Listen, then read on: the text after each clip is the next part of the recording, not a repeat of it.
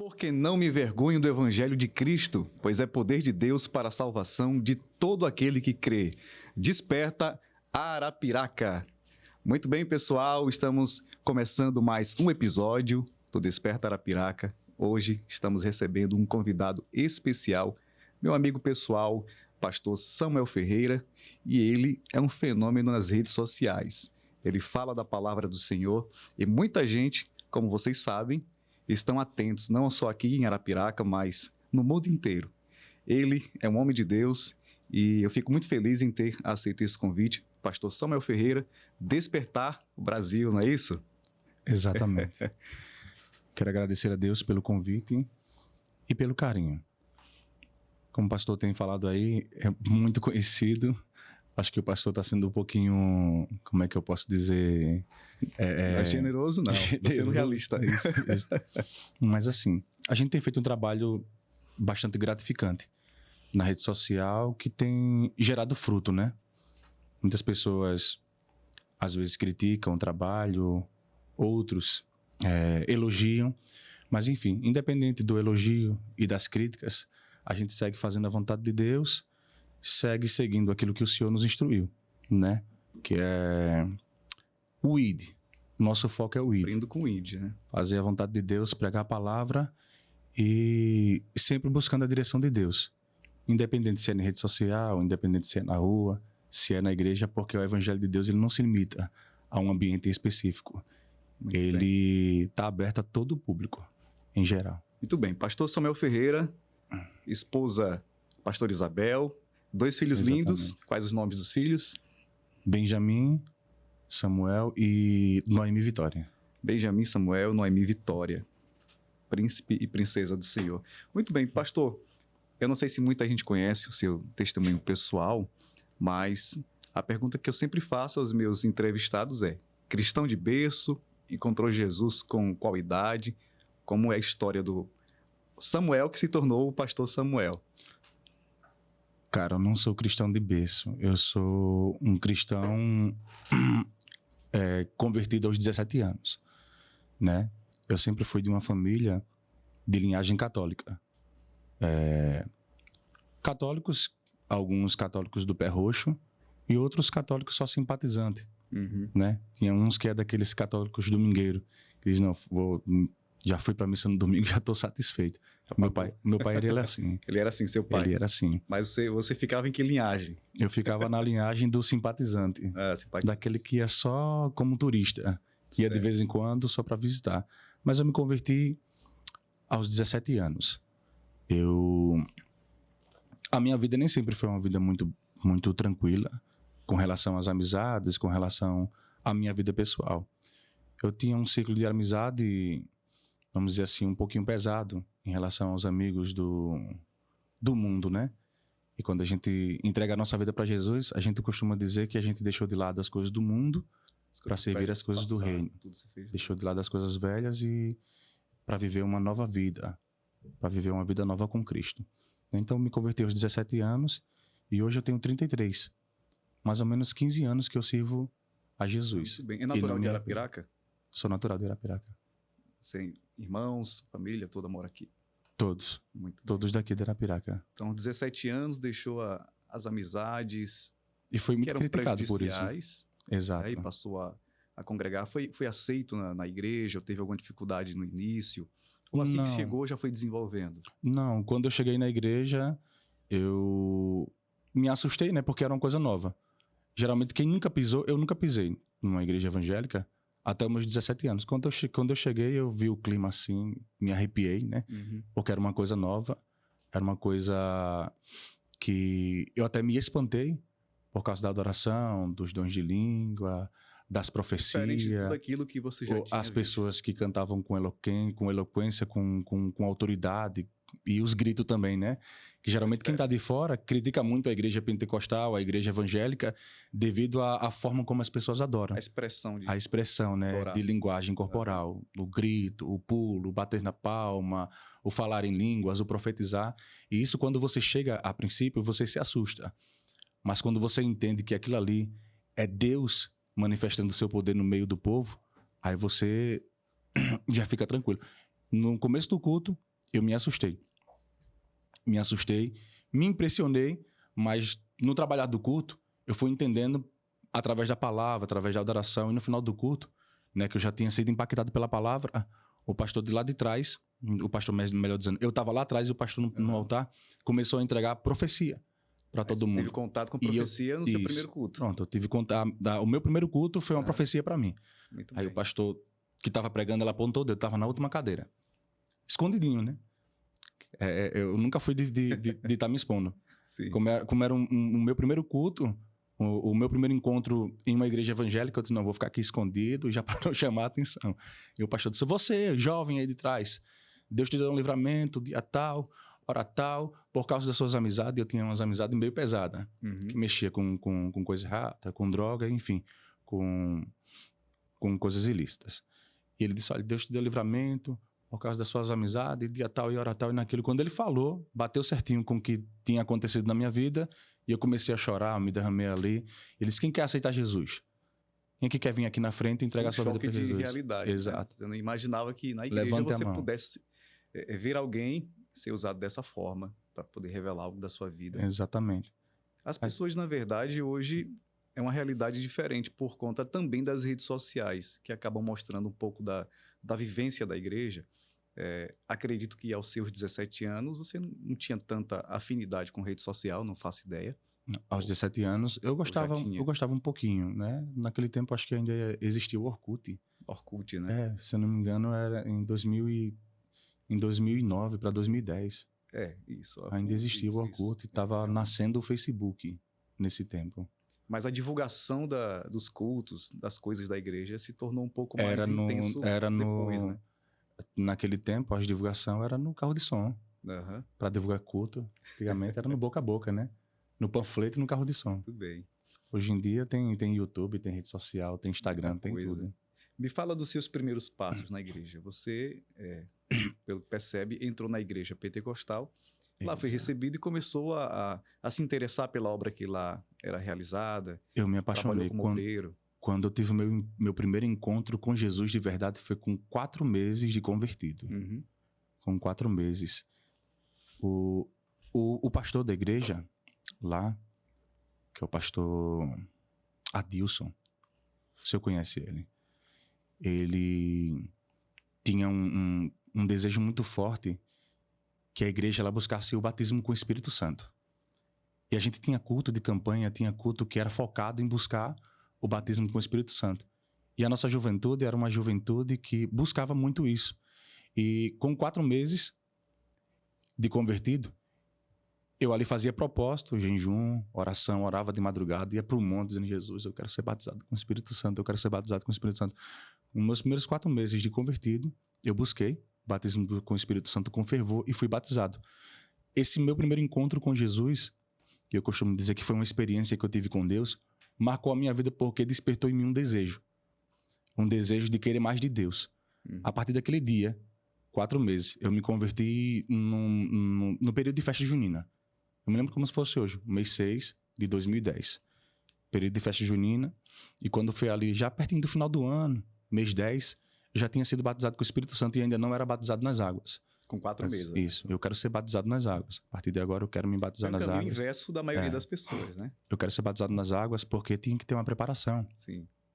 A igreja sempre pregou esse contexto de preparar, ensinar, falar acerca do que significa o batismo para que as pessoas tivessem a certeza que aquilo era o que elas queriam, né? E eu já tinha certeza, estava com meu coração cheio, fervoroso, já estava empolgado, né? Porque geralmente um novo convertido, ele tem aquela questão do primeiro amor. Ele não quer saber de consequência, não quer saber de dificuldade, ele não quer saber de barreira. Apaixonado, né? Ele está apaixonado, ele quer fazer, se entregar de corpo e alma e espírito em verdade. Então, eu me batizei nas águas e botei no meu coração um propósito de ler a Bíblia toda em 3 meses. Senão eu vou ler a Bíblia todinha em 3 meses. A partir de hoje eu vou enjoar e vou começar a orar na madrugada. Eu coloquei esse propósito no meu coração. Em 1 ano, se eu não me engano, eu li a Bíblia 4 vezes. 3 vezes. Li ela em 3 meses, depois mais 3 meses li outra vez, depois li de novo e ali estava focado. Lendo a Bíblia, fazendo meus próprios estudos, tirando meus próprios esboços. E se eu não me engano, Foi isso mesmo. Quando foi em 2011, me converti em 2010. Quando foi em 2011, eu já estava sendo convidado para pregar. Já estava pregando. Então, e muita gente dizia, mas é muito jovem. Pouco tempo, mas um pouco tempo com busca, né? Muita busca. Se Eu preparando buscava, pedia a Deus para Deus me usar, para Deus me encher, para Deus me usar no dom de cura, no dom da palavra, no dom da revelação. E buscava tanto o conhecimento, como Pedro ensina, e a graça de Deus junto. Né? Porque a gente tem que caminhar junto desses dois princípios. A graça e o conhecimento. A partir desse momento, começou a receber alguns convites também em outras igrejas. Recebi. Para pregar. Recebi com um ano. Teve tranquilidade assim, em relação à sua liderança para que você exercesse o seu ministério? De sair, pregar? Não. Enfrentou algumas dificuldades? Às vezes surge um ciúmezinho, né? Exato, porque a igreja ela é bem reservada no que diz respeito a liberar para ir pregar em outras igrejas que não seja a igreja local. Sim. Né? A igreja do campo, como eles falam, né? Eles sempre se resumem. O pessoal daqui tem que focar no ministério daqui. Não pode ir para as igrejinhas, para esses pontos que são diferentes, né? Entendi. O senhor conhece o protocolo da igreja que a gente frequentava? Entendi. Não sei se eu posso citar nome aqui. Aqui à vontade. O protocolo da Assembleia de Deus, ele sempre era esse. Uhum. Que quem era membro... Tinha dificuldade de liberação para outras ou era membro do departamento de jovem, ou de senhores ou de senhoras, deveria prestar obediência e estar presente às atividades da igreja. Se fosse para pregar em outra igreja, em um ministério desvinculado da Assembleia, não podia.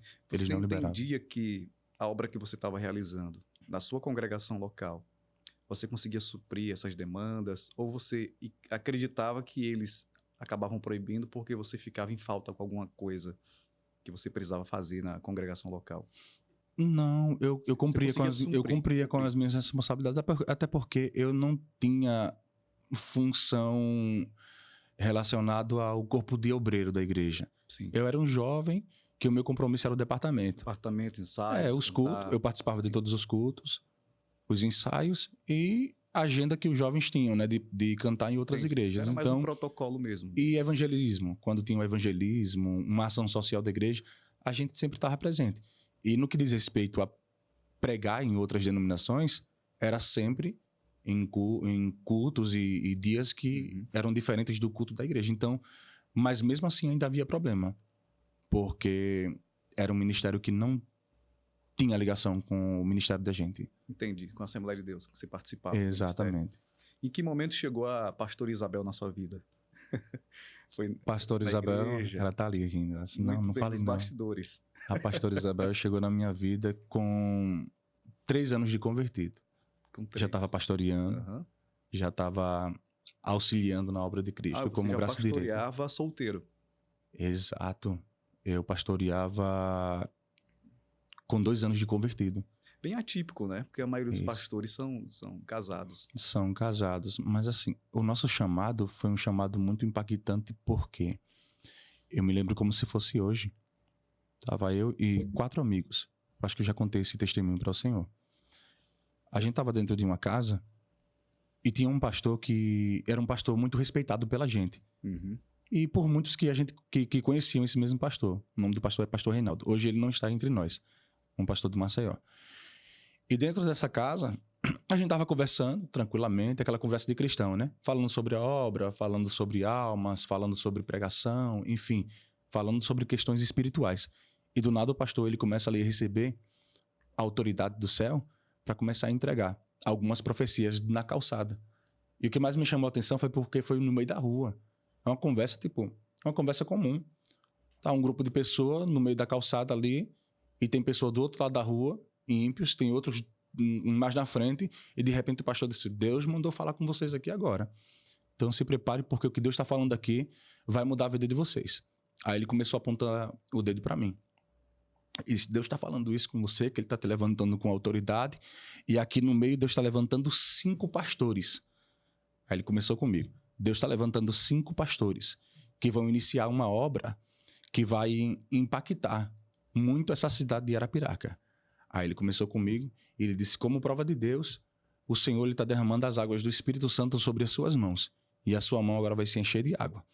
Aí, nisso que ele estava entregando a profecia, estava entregando a palavra de Deus, ele disse, vamos lá para dentro, porque aqui o ambiente agora ficou mais pesado no que diz respeito a entregar esse tipo de revelação.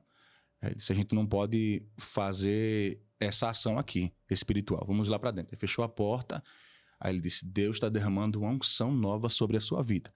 Aí, nisso que ele disse, estenda as suas mãos, a minha mão ficou toda suada. Suou, que eu sentia ela enchendo de suor mesmo. Uhum. Aí, nisso, ele pegou na minha mão. Na hora que ele pegou na minha mão, escorregou. Aí, eu caí para trás. Deus me arrebatou. Eu só ouvi o som da casa, de glória a Deus, línguas estranhas. Quando eu abri o olho, estava todo mundo caído dentro da casa. Os meus outros 4 colegas. Que As profecias Deus marcaram, então, tinha levantado vida, tanto também na como conversão pastores. Quanto Exatamente. chamado Aí ele disse que ministerial. esses 5 que Deus estava levantando eram 5 colunas para uma obra específica que Deus havia selecionado para impactar a cidade de Arapiraca. Naquela mesma noite, teve pessoas que aceitaram Jesus, pessoas foram batizadas com o Espírito Santo dentro daquela casa por causa de uma visita e de uma conversa de alguns cristãos. E ali, a gente colocou no nosso coração fazer a obra aqui no Beco Estreito, que é aqui mesmo no bairro Brasília. Aqui próximo. Pronto. Assim. A gente iniciou uma obra numa casa que estava velha, caindo nos pedaços, né? E o nome da igreja era a Igreja Assembleia de Cristo. Assembleia de Cristo, isso mesmo. E quando a gente iniciou a igreja, a gente iniciou sem nada, sem recurso. Era 5 jovens, desempregado, não tinha recurso, não tinha dinheiro, não tinha muito conhecimento no que diz respeito a liderar a igreja, mas a gente tinha unção, tinha a coragem e tinha a determinação de Deus no nosso coração. A gente alugou aquela igreja com o recurso que Deus foi dando pra gente, abriu aquela denominação e na rua tinha um costume das pessoas que deu 6 horas da tarde, todo mundo tinha que entrar, porque a rua era perigosa. Uma vez eu fui pegar um mototáxi lá para ir pegar uma irmã na rua, o mototáxi disse, eu não entro nessa rua para pegar. Se ela quiser, ela vai ter que vir aqui, porque eu não posso entrar, é muito perigoso. O Beco Estreito, antigamente, ele tinha essa fama, que as pessoas não queriam entrar lá. Uhum. Dava 6 horas, o povo dizia que ninguém fica mais na calçada, porque é perigoso. Volta e meia tem tiroteio, tem morte, tem isso, aquilo, outro, tinha boca de fumo, tinha centro de umbanda. Vocês foram direcionados. Pronto, Deus levou a gente justamente para um ambiente que muita gente não quer fazer a obra de Deus. É muito fácil você pregar hoje dentro de uma igreja já pronta. Uma igreja cheia, você ir para um canto onde já está bonitinho. Mas para você entrar em um ambiente que tem tráfico, tem boca de fumo, tem umbanda, é um lugar apavorado. A sociedade ali está apavorada, muita gente não quer ir. E a gente foi. Os seus outros 4 amigos, eles tinham também um passado de dificuldade, uma vivência assim também, Sim, com amigos... Eram todos que também se converteram por meio de chamado, de dificuldade. É aquela questão, né? Ou se converte pelo amor, ou se converte pela dor. Nenhum era de berço. Então, eram todos novos convertidos. Tinham experiência para poder estar em um ambiente como esse, né? Exatamente. De dificuldade. E quando a gente chegou, Pastor Klaus, a gente chegou evangelizando. Evangelizando com 2 meses, a gente já tinha ganhado metade da rua para Jesus. Olha só. Mais de 60 pessoas a gente tinha ganhado para Jesus. Vários jovens, as bocas de fumo que tinha na rua fecharam, o terreiro de Umbanda também tinha fechado, e a rua, que não tinha mais ninguém a partir das 6 horas na rua conversando, ali depois da igreja, você via a gente nas calçadas 9, 10 horas da noite, conversando. Então tinha mudado o clima. Então foi o BOP de Cristo. Exatamente. Então você vê, quando uma obra é de Cristo, ela impacta. Deus confirma, e é como disse Jesus, a árvore ela é conhecida pelo seu fruto. Verdade. Foi muito criticado por quê? Porque a gente se desvinculou da Assembleia de Deus. Então essa questão, os rebeliados, eles saíram rebeliados para montar o seu próprio ministério, não sei o que lá. Mas eu estava convicto daquilo que Deus tinha falado, né? Porque uma coisa, Pastor Klaus, é eu falar do Senhor aquilo que eu penso, aquilo que eu ouço e aquilo que eu acho, né? Sim. Mas outra coisa é eu conhecer da sua vida, saber do seu testemunho e falar daquilo que eu estou vendo. Muita gente falava aquilo que eu via, mas não falava o que via, entendeu? Só Deus e você sabe daquilo que você está vivendo, daquilo que você está passando e das suas experiências que você tem com Ele. Então Uhum. a gente não ligava, porque a gente estava focado na revelação e na direção que Deus tinha dado pra gente, para aquela obra específica. Então, o meu início com Cristo foi assim, foi bem corrido. Porque a maioria dos jovens que você vê dentro da É um igreja, desafio eles não tanto, né? querem, É. eles não querem esse crescimento rápido. Eles querem ficar mais na deles, mais reservados, só num cantinho, louvar. Tem uns que fugiam de pregar, tem outros Sim. que fugiam de responsabilidade. Eu não. Eu queria correr para a responsabilidade. Muito bem. Eu queria entrar mesmo no campo de guerra. Aí, quando conheceu a pastora Isabel, melhorou tudo na vida. Melhorou. Melhorou. Muito bem. Graças a Deus. Constituiu a Aí, família. isso. Aí a pastora Isabel foi outro cenário. Depois que a gente concluiu essa obra no Beco Estreito, Deus me direcionou para outra obra, né? Uhum. Que lá eu fiquei 11 anos nessa obra. Lá no Beco Estreito a gente ficou por mais ou menos 2 anos. 2 anos, Isso. depois partiu para outra, Isso. na Aí, qual ficou 11 anos. com 3 anos já de convertido, eu já tinha ido liderar uma outra obra com um primo. Sim. Que eu fiquei vários anos. Eu fiquei como braço direito dessa obra. E lá eu conheci ela, a gente casou lá, se conhecemos lá, e hoje a gente ainda tá junto, Muito pra glória de Deus. Tem 11 anos que a gente tá casado. Muito bem. 12, né? 12 12 anos, pra glória de Fala Deus. certinho aí, para não ter retaliação. 12 anos. 12 anos. Muito bem. E essa área de comunicação, obviamente você pregava, lidava com um público, mas a comunicação, primeiro na igreja, de repente dando aula em escola bíblica, como é que foi essa Bastante. questão de gravar? Isso surgiu dentro da igreja ou você pensou isso em casa? Surgiu dentro da igreja. Porque eu sempre tive uma curiosidade em relação à questão de vídeos. Eu gostava muito de gravar as pregações dos pregadores de fora. Sim. Que eu tinha um computador que a gente tinha um programa que gravava DVD, né? Eu filmava e transferia tudo para um DVD. Muito bem. Aí eu fazia os DVD dos pregadores, aí eu ia aqui no comércio, num lugar onde a gente imprimia foto para o DVD. Olha só, o DVD com Com foto. cartezinho lá. Isso, aí eu o pegava... rosto do pregador. Aí eu comprava as capas virgem, Sim. embalagem de DVD, e imprimia também as fotos do pregador, fazia aquele DVDzinho completo para os pregadores que iam pregar lá. Você não é velho, só tem uma boa memória. Exatamente. Isso já acho que desde 2014, desde 2015. Sim, sim.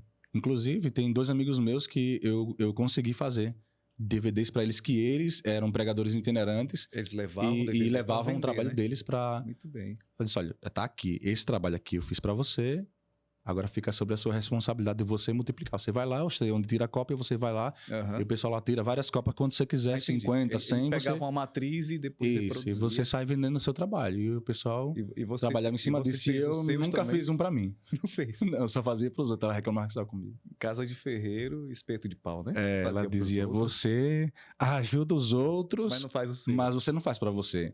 Que eu também tinha esse amor de pregar e viver da itinerância. Aham. Mas nunca tive a oportunidade de ser um itinerante. Sim. Eu recebia várias oportunidades em Maceió, em Palmeira, nas cidades circunvizinhas daqui, em Igaci, Entendi.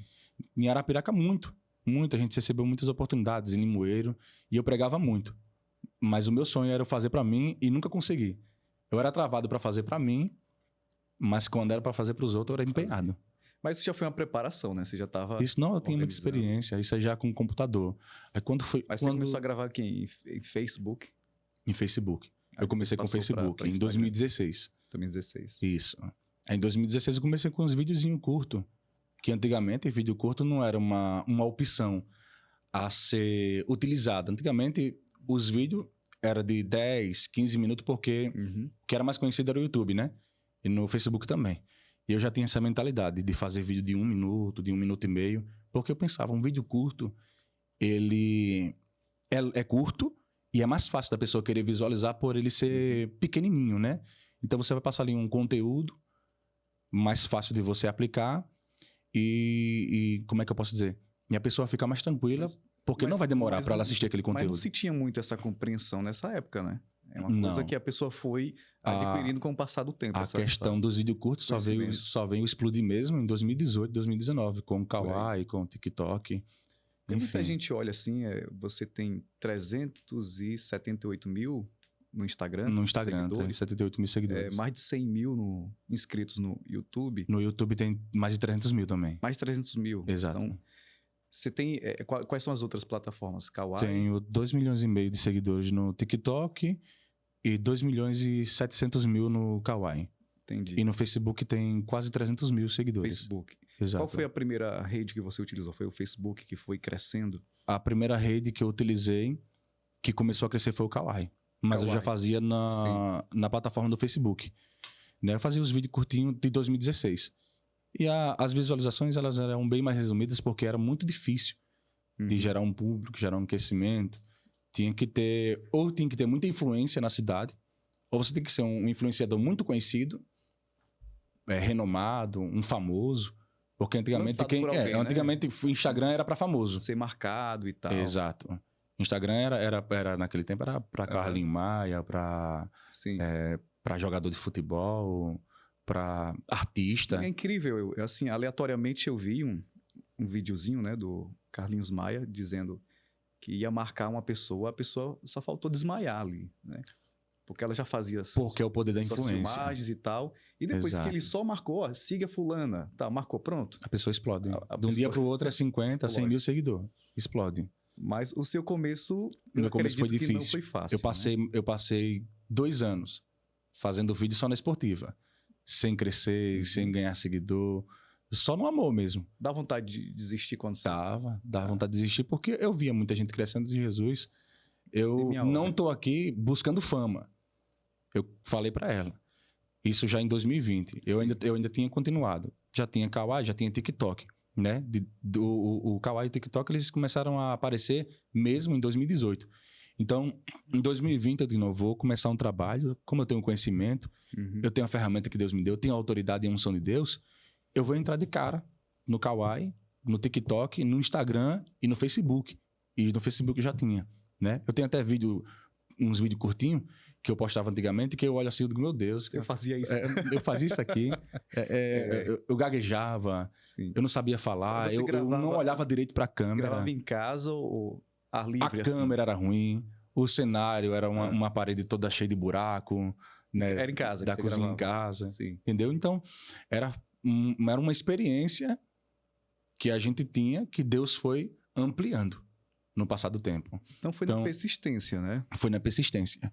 Quando chegou em 2020, que eu fiquei desempregado, eu disse, Jesus, eu vou começar a fazer vídeo, eu vou aproveitar o tempo que eu estou tendo, para fazer os vídeos para as plataformas digitais. Você se sentia bem gravando, né? Não era só, eu quero fazer para ter renda ou para aparecer, não, você era uma paixão. Você se sente bem. Era uma paixão que eu tinha. Um microfone assim na sua frente, nunca foi do meu interesse inicial entrar nas plataformas para ganhar dinheiro. Eu pregava porque eu tinha essa paixão de transmitir uma palavra, de profetizar, porque existe esse tabu. Você entrar na rede social hoje para você profetizar, as pessoas vão dizer, não, você está querendo inventar, você está querendo aparecer, você está querendo dar uma de profeta, disso, daquilo, outro. E eu não tinha essa questão. Se é para me fazer um vídeo, se é para me fazer uma live, eu não tinha medo de abrir uma live, de fazer um vídeo e entregar uma palavra profética. Se Deus tocasse no meu coração, Deus está mandando dizer para uma pessoa aqui que você pensou em se matar dia tal, hora tal. Você colocou isso no seu coração, você disse isso para Deus. Você disse que não aguentava mais, você falou isso e você está assim, assim, assim. Entregar a profecia do jeito que Deus falou e de repente quando eu entro no vídeo, para ver o vídeo já postado, ter testemunho de gente ali, pastor, do jeito que o senhor falou, aconteceu comigo, eu ia me matar e eu não me matei porque o senhor fez esse vídeo e chegou para mim na hora que eu mais precisava. Então me diga aí. O que é coincidência? Não. Você acredita vídeo que eu senti no coração de Deus naquele momento transmitir, de repente chega para a pessoa certa. Você acredita que essa sua maneira de ministrar, ela se torna mais eficaz na vida de quem está ali só para ver vídeos rápidos? Porque eu fico imaginando pessoas que ficam rolando pela internet vídeos, né, aleatoriamente. E de repente vê uma mensagem como essa, vê uma chamada interessante. E de repente já vai lá direto, na ferida, né? Já vai na ferida. Aplicando na vida da pessoa. Pronto. Você acha que é mais eficaz do que uma pregação, entre aspas, mais burocrática? Não. Não é mais eficaz porque é um vídeo que serve como estratégia para atrair aquele coração. Mas um vídeo curto não tem a mesma eficácia que um vídeo longo. Porque um vídeo longo ele vai trabalhar em cima de uma analogia, né? De uma Sim. narrativa, de uma construção bíblica.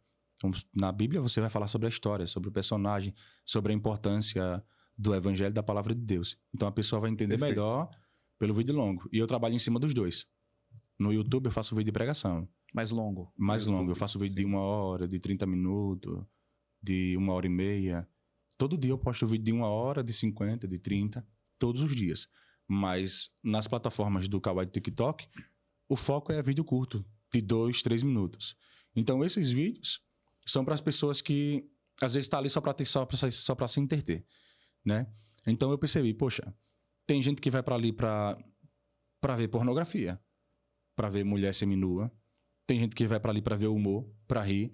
Tem gente que tá depressiva, com o coração amargurado, que se separou, que tá desempregado, tá na crise, tá em depressão, tá vivendo ali uma opressão satânica. Então aquela pessoa, ela tá justamente rolando os vídeos curtos porque ela quer esparecer a mente. Ela não Porque vai ter ela uma quer parecer- paciência de é. entrar em uma rede, em um canal que seja cristão para assistir uma pregação Isso. inteira. Ela quer se entreter. Sim. Tanto é que quando você entra hoje no canal, você diz, não, é vídeo curto. É 1 minuto só o vídeo, é 2 minutos. Mas esses vídeos prendem tanto a sua mente que você passa 3, 4 horas e você nem percebe. E você passou ali 3 horas só vendo vídeo curto. Então naquelas 3 horas você já viu ali 50, 60, 70 vídeos que você nem percebeu. Então eu coloquei no meu coração isso. Isso em 2020 e 2021. Eu trabalhei 2020 e 2021 Sim. só postando. Não ganhava nada e trabalhava em cima disso. De fazer a palavra... Lançando um alicerce, né, desse Exato. trabalho. Eu Porque a estudava, princípio é difícil mesmo. eu estudava, Pastor Klaus, sempre meios de tentar alcançar um público maior. Eu via outros pregadores que já tinham uma influência maior, né?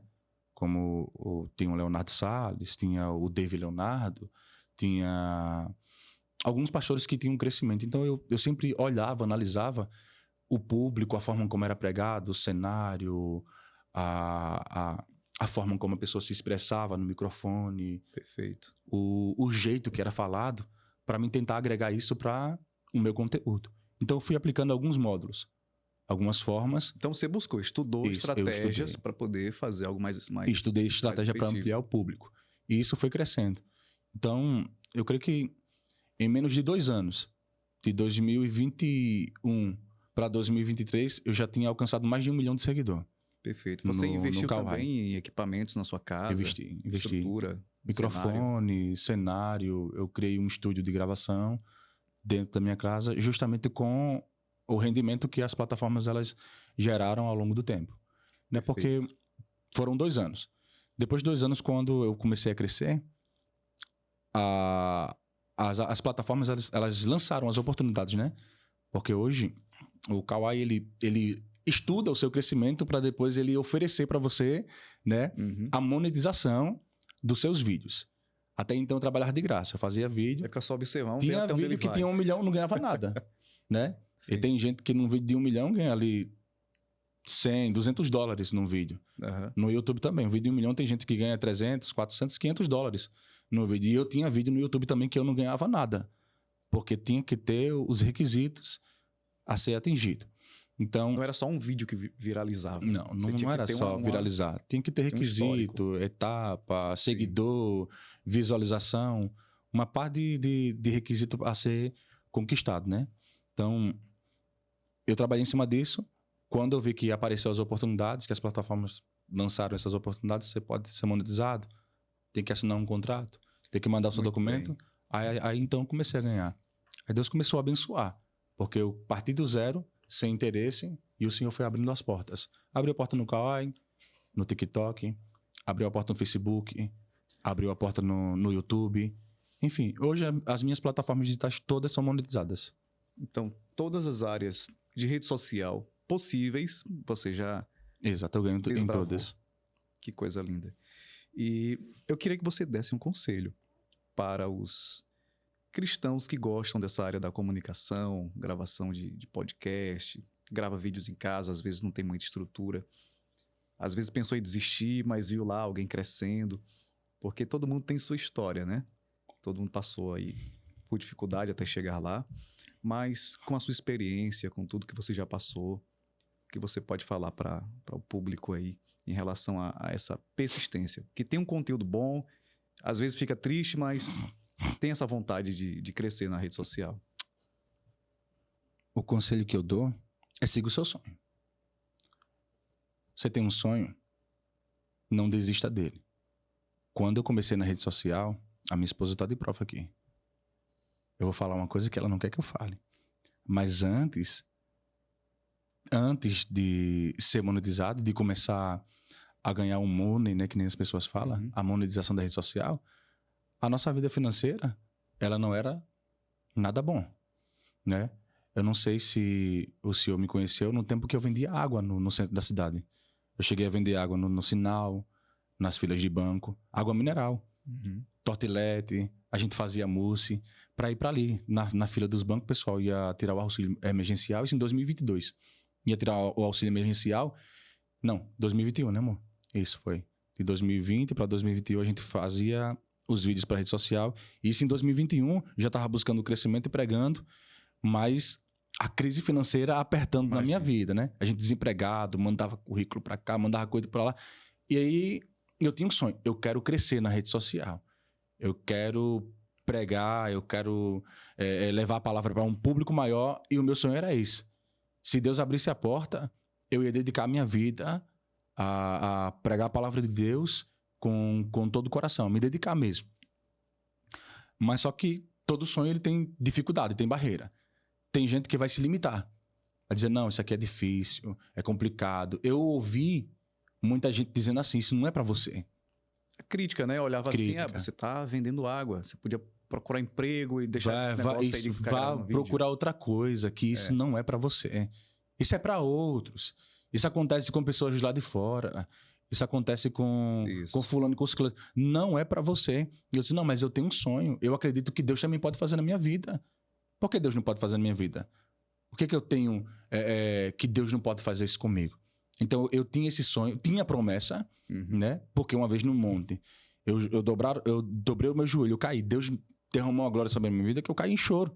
Em lágrimas, passei ali umas meia hora chorando no chão, sem conseguir me levantar, soluçando. Quando eu me levantei, Deus usou um irmão que estava lá, ele disse, olha, pastor Samuel, Deus não é de me usar muito em revelação, mas agora o Senhor mandou dizer para você, se prepare, porque existe uma situação que Deus vai fazer na sua vida, uma porta que Deus vai abrir, e eu vejo Deus colocando na sua mão contratos e a sua vida prosperando de um jeito que você nunca imaginou. Porque eu vejo uma bênção de Deus financeira na sua vida que vai deixar muita gente de boca aberta. Isso no monte. E eu recebi aquela palavra chorando, impactado. Então, ele entregou isso. Quando foi no outro mês, já tinha sido aberta a porta. Primeiro no Quai, depois no TikTok e assim sucessivamente. O outro foi... Exatamente, foi um após o outro. Monetização. Isso, as monetizações foram um após o outro. O que eu tenho a aconselhar? Não deixe ninguém destruir o seu sonho. Só você pode fazer com que o seu sonho se realize. Muito bem. Né? Porque quem está de fora não sabe o que você está passando. Eu já vendi água no centro, já passei por aperto, tive luz cortada, tive água cortada, parcelas de casa atrasadas, já cheguei a ter 4 parcelas e ameaça de despejo. Carta de banco chegando dizendo que se eu não pagasse, eu iria perder minha casa, entendeu? E eu em casa chorando com a minha esposa, dizendo, Deus me dá uma direção, faz alguma coisa para mim, porque eu não estou entendendo, a gente está te servindo. Eu sentei na cama aqui, minha esposa estava deitada, enrolada, chorando com o rosto no travesseiro, e eu sentado com a Bíblia assim, aberta. Me lembro que eu abri o Salmo 121 e comecei ali dizendo, eleva meus olhos para os montes, com lágrimas nos olhos, a lágrima caindo em cima da Bíblia e eu lendo para ela. Eu disse, eu vou ler aqui uma passagem bíblica para nós. De onde me virá o meu socorro? O meu socorro vem do Senhor que criou o céu e a terra, pois Ele não permitirá que teus pés vacilem. O Senhor é quem te guarda, o Senhor é a tua sombra, de dia não te molestará o sol, nem de noite a lua, o Senhor te guardará de todo mal, guardará a tua entrada, a tua saída. Então eu li esse texto e naquela mesma noite eu recebi um impacto no meu coração, vá vender água no centro. Foi uma briga, mas eu fui para o centro e dali Deus reergueu a minha vida financeira, porque de segunda a sexta eu trabalhava, vendia, ganhava 500 por semana, quase todo dia eu tirava R$100 vendendo água. Então eu estava tirando uns 2.000 vendendo água. Eu disse, não, estou aqui. E muita gente dizendo, o pastor, que pastor é esse? Cadê a fé do pastor? o pastor que está se humilhando, porque muita gente pensava que aquilo era humilhação. Você está vendendo água na fila, pedindo para alguém comprar uma água para lhe ajudar, julgava, dizia, o pastor está pedindo esmola. Cadê a fé do pastor? Que tem que se humilhar num semáforo, né? Eu dizia, não. Para muitos isso aqui é para humilhação. Para mim é aprendizado. Para mim é experiência. Então não me envergonhe disso. Para mim isso aqui é uma honra para mim, porque eu estou trabalhando de forma digna. Verdade. Eu estou trabalhando de forma digna. Quando apareceu o contrato, no primeiro mês, Deus abriu uma porta, eu já estava tirando 4, 5 vezes mais do que eu ganhava antigamente. Então eu disse, Deus, eu vou focar aqui. Mas se um dia essa porta aqui fechar, a porta que o Senhor abriu, que é só Deus que pode fechar, eu não tenho vergonha nenhuma de voltar a vender água no centro. Volto. Se Deus disser, eu vou fechar a porta e você vai voltar a vender água, eu volto porque eu não tenho vergonha. Para mim é uma ferramenta honra. de Paulo, né? Isso. Ele dizendo, trabalho todos os dias para não ser pesado aos irmãos. Eu não tenho vergonha. Então, só Se for você... necessário, mãos à obra. Só você pode fazer com que o seu sonho se realize. Exato. Porque no meio da caminhada vai ter obstáculo, vai ter crítica, vai ter gente que sabe que você tem um sonho, sabe que você tem potencial, Sim. sabe que você pode crescer, mas não quer que você cresça. Vai fazer de tudo. Eu já vi muita gente, até gente que é do meio cristão, como disse João. Foi perseguido pela igreja, Isso. algumas pessoas. Como disse João na carta de Apocalipse, na carta das igrejas da Ásia. Tem uns que se dizem ser judeus e não são, mas são sinagoga de Satanás. Tem gente que está no meio do povo de Deus, está ali, mas está de fachada. Entendeu? Está infiltrado. Vê você crescendo, sabe que você tem um potencial, mas faz de tudo para desmotivar. Então, no nosso meio, são poucas as palavras de motivação e são muitas as palavras de desincentivo. Né? De pessoas querendo desanimar você e tirar você do foco. Então, eu nunca me importei com crítica. Já ouvi da minha própria família. A minha mãe uma vez chegou para mim e eu disse isso para ela. Ela disse, filho, procure uma coisa mais sólida, um emprego. Mas algumas pessoas você compreende que é um desconhecimento dessa área, porque às vezes a pessoa que tem uma mentalidade mais antiga, né, da geração passada, imagina, trabalhar com internet... É uma visão mais fechada. Trabalhar com internet é aventureiro, não é uma coisa certa. Porque a nossa sociedade, ela sempre se adequou a essa questão de trabalho braçal. Sim. Um trabalho bruto, da questão de esforço. Eu vim de uma linhagem de roceiros, né? E meu pai, eu vi ele trabalhando na roça, eu cresci na roça. Até os meus 6, 7 anos, eu era dentro da roça, com meus irmãos. Meu pai na roça, minha mãe, meus avós, era tudo de roça. Então, a gente cresceu em um ambiente em que as pessoas tinham que trabalhar para ganhar. Trabalhar com força, né? Oferecer a força braçal. Então, você ganhar sentado em um ambiente como esse, um ar-condicionado, diante de uma câmera, trabalhar 2 horas por dia para você tirar 10, 15 mil, para muitos isso aí é uma coisa de exagero. Oxe, não existe. Tem alguma coisa errada aí. Só que não tem, entendeu? Porque é uma ferramenta, tem que ter conhecimento, tem que ter estrutura. Você já apanhou demais, entendeu? Tem muita gente que diz, a vida dele hoje é fácil. Ele está vivendo uma vida muito boa. Ele tem casa, tem carro, tem isso, tem aquilo outro, a vida boa, tem loja, que hoje a gente tem loja. Hoje eu tenho uma loja. Sim, fiquei muito feliz em receber essa notícia, né? Da inauguração da loja. A gente tem uma loja, já tem 3 meses a loja da gente. É uma loja de cosméticos. E uma loja bonita que Deus deu, graças a Deus. Graças a Deus. Deus me deu um carro. A gente fez uma reforma muito linda na nossa casa. Eu construí um estúdio que eu ainda estou ampliando. Já cheguei aqui, eu fiquei apaixonado. Perfeito. Com o ambiente aqui, né, já para levar algumas ideias para lá. Muito então, bem. Eu não me envergonho do que eu tenho, porque eu sei de onde eu saí. Eu sei de onde Deus me tirou. Aí alguém vai dizer, não, hoje ele está prosperando, é muito fácil a vida dele. Mas só que quem fala isso não sabe de onde eu vim, não sabe o que eu passei para poder chegar até aqui. Eu não posso chegar para você hoje e falar que você hoje é próspera, isso, aquilo, outro, e que a sua vida é muito boa e é fácil ser você. Se eu não passei pelo que você passou. Eu não sei do seu histórico. Entendeu? Eu cheguei a morar de favor. Já cheguei a ser humilhado, julgado pela família. E hoje, a família que um dia me julgou é a família que me respeita, que inveja. Tem gente que me procura para pedir conselho, dizer como é que faz para trabalhar na rede social. Muitos da família seguem o exemplo e estão gravando vídeo na rede social buscando crescer. Entendeu? Eu estava falando com um primo meu que é barbeiro. Ele disse, Vaso, Você é um referencial para a família hoje. Porque tem muitos hoje que estão querendo também entrar no mesmo ramo da rede social por causa de você. Muitos que falavam, que diziam que era loucura, porque o povo Primeiro diz. vem a crítica, depois vem o que é a aceitação. Primeiro se critica, depois se observa, e depois vem a aceitação, e por último querem copiar, né? Querem Exatamente. fazer a mesma coisa. Então, Mas você venceu e continua vencendo. continua, E a graças pergunta a Deus. é, Tem 3 anos. quais sonhos ainda você deseja realizar? Quais são os seus projetos?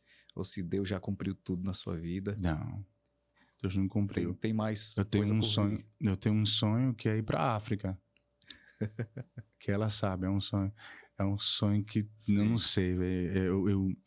Eu vejo um vídeo e eu choro. Meu coração ferve, arde. É uma promessa. Mas, Deus me deu mas uma promessa de eu ser um para ser missionário. um missionário para gravar conteúdo lá e voltar. Não, para gravar conteúdo, não.